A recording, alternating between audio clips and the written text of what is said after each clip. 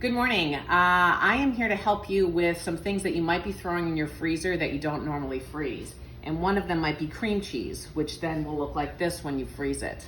I've got cream here that's boiling, and if you can see this, what cream does when it boils is it will come and go over the surface. So it's certainly not something that you want to walk away from, and it happens pretty quickly, especially when we're talking about small amounts.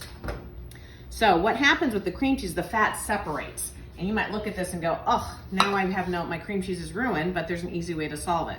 So we're gonna put some of this in a container, high wall, because we're going to blend this. And if we did it in this, it would everywhere, which we don't want. And then we're just gonna add a touch of the scalded heavy cream. And then now with this, using the heat,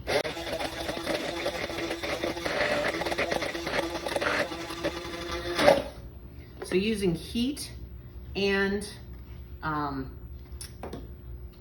speed of the blender, we now have our whipped cream cheese and it's back and emulsified.